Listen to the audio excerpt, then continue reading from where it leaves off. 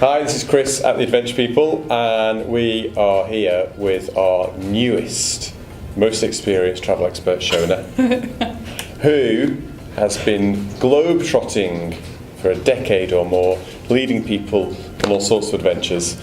And you spent a long time in India, which is what we're chatting about today.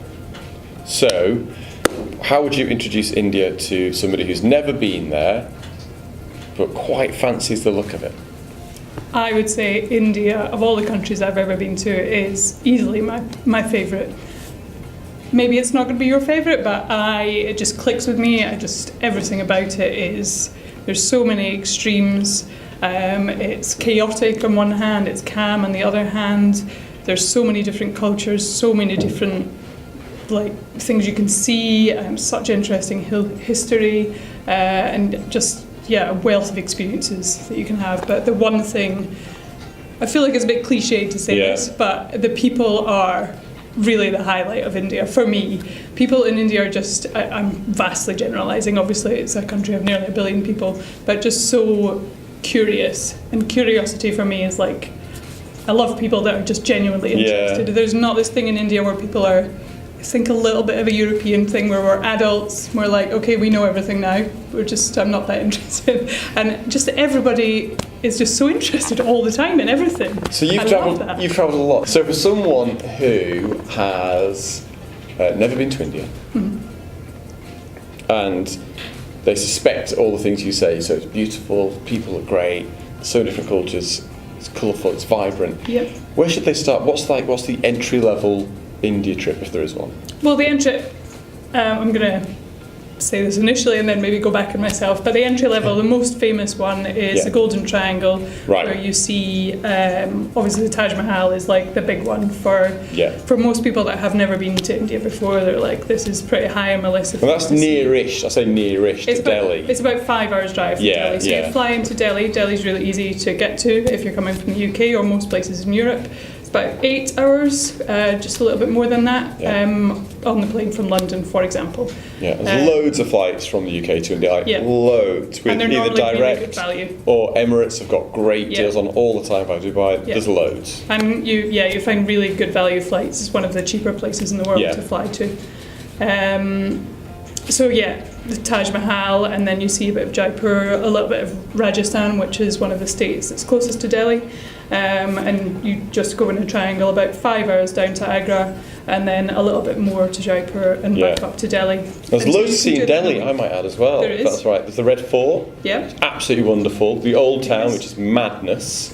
Brilliant madness, though. Brilliant madness. So the Golden Triangle is a big one, but really if you're looking to go to India, spend a little bit of time thinking about what kind of experience you want to have, because some parts of India are the kind of chaotic madness you probably have in your head, which is amazing and one of the reasons that I love it. But there is a lot of parts of India that are much more relaxed. The Himalayas in India, Ladakh is in the northwest of India, in the Himalayas, and that's just one of the most peaceful places I've ever been. There's a lot of beaches, especially down the west coast. So Kerala go very famous, but so you can have so many different experiences. Maybe the Golden Triangle's not for you, and it is really busy there. So just get in touch with us as well, and we can give you some advice. There's so many different experiences you can have. Just below, just look at the links below in the text, and we'll list some. We'll put some links to some of the popular trips, and some of the trips are a little bit different as well, because we have vegan kind of trips and wellness trips. I think there's yoga trips. There's rail trips. There's the whole There's works. One again that I saw that was specifically for women. And women only trips. That as well. Yeah. Really interesting tour. But if you're looking at India and thinking where should I go, it's almost imagine that you're looking at Europe. It's like the whole of Europe and saying where is the one highlight. It would be difficult to say.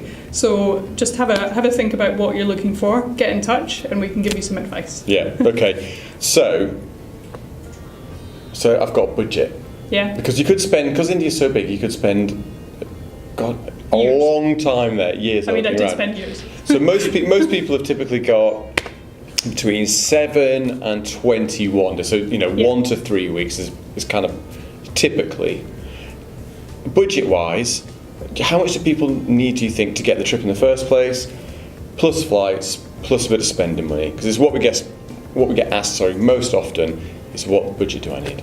I mean, it's quite a broad question to answer, but you can go right down. It is one of the cheapest destinations that you can go to. So focusing on that end, because in India you can have a lot of different experiences. You can have kind of a really good value holiday, or you can have equally good value, but at the upper end of the scale. But for example, one of our cheaper tours is a week long, and I think it's under £500. So that's brilliant for anyone who hasn't been on or they're looking for the first exploring adventure trip, and want to go swimming, but in the safety of a group with a great guide and have some freedom. You could probably do a week for less than £1,000 with the flights, which is fantastic value for what you get. So that would include flights, your accommodation, guide, some experiences. Food is cheap from my memory. Really cheap. Yeah. and super nice as well. And great for vegetarians. From my memory in India, there's little. I certainly didn't eat much meat in India. There's I'm like vegetarian, dal. So you didn't eat any. I had a fantastic time. I mean, if you're not a vegetarian, you don't have to be a vegetarian, that's fine. There's a lot of choices, but it's one of the easiest places in the world to be a vegetarian. There's just so much to see of this country. Calcutta, I really love the northeast of the country. It's a really interesting city to visit with such an interesting history. It's such an atmospheric city. And then you can go right to the Himalayas, to Darjeeling, get some lovely tea, see the third biggest mountain in the world, and if you're lucky, the whole of the Himalayan range from Darjeeling. And it's quite an easy train journey. So I really love that area because I worked there quite a lot. It also is, you can go across to Bangladesh and Bhutan. From there, it's, a lot of tours do Nepal as well. So I love that area. The Himalayas for me are amazing, but I love mountains. So if you love mountains, get yourself to the Himalayas. They're not just in Nepal. Interestingly, just as a quick side note with regards to the Himalaya, I think often people think about Everest and Everest Base Camp with regards to the Himalaya, but actually, of course, there is so much more trekking to do. It's just not as famous. So well worth a visit if that's your thing. Just because you haven't heard of it yet, it does not mean. I think that's a general thing about India. Just because you haven't heard of somewhere doesn't mean that it's not just as worth going as some of the bigger places like Everest Base Camp. There's so many other treks that you can do. Not that the big names are not worth going to. Yeah, of course. Yeah. There's a lot of options.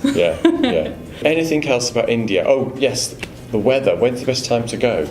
Well, you can go to India year-round. Again, it is a very big country, so if you're looking at something specific, get in touch and we can advise you on exactly when's the best time to go. But kind of most people avoid our summer, so kind of June, July and August, and going into September is monsoon, so you get more rain then. But if you want to go to the Himalayas, especially if you're looking at doing quite a bit of trekking or the higher Himalayas, like into Ladakh, for example, then you really have to go in summer to get to some of those places because it's very cold. Right. And the roads shut and things like that, so that might have an impact as well. But also, you can still go in the monsoon. It's not raining all the time like Scotland. No, do go to Scotland. If you think about Scotland, it's a great place to go. But it's not raining every single hour of the day. It'll rain for like 2 hours. Like in Scotland. It'll rain 2 hours and then it'll be sunshine again. It's going to be a little bit more humid and probably quite a bit more hot towards the end of it when it's not raining, so that's something to bear in mind. But it's also worth bearing in mind that you're going to get cheaper flights and you're also probably going to get a bit of money off your tour if you go at that time. Another question which is often asked by our customers, our lovely customers, is what about visas? And India is a prime example of one of those countries where people get a little bit nervous about visas because of the application process and whatnot. It's a bit like going to Russia, the same type of thing. What can you tell us about that?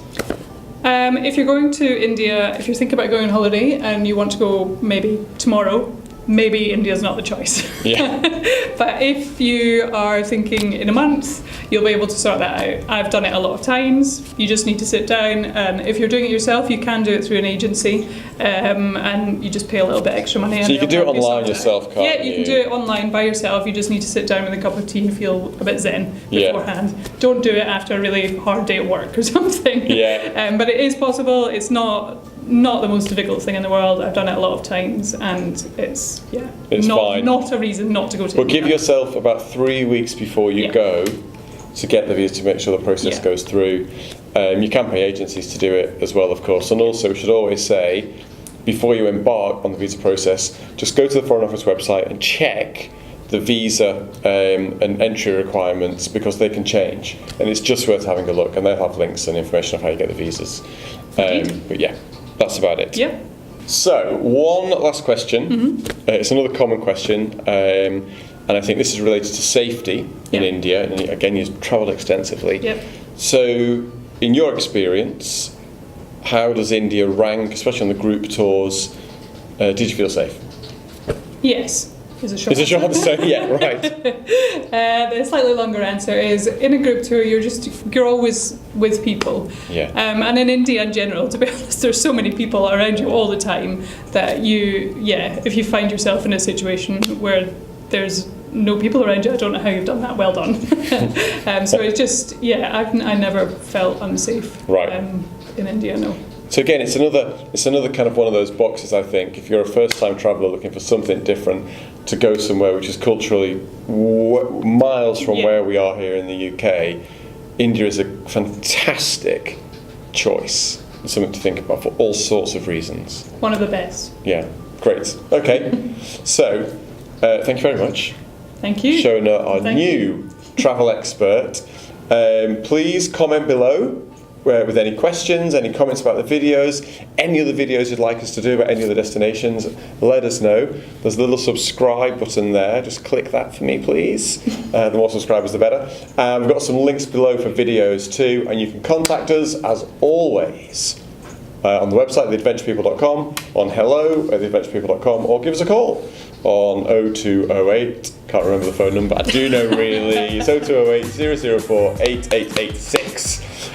Thank you for watching. Thank you. Bye. Bye.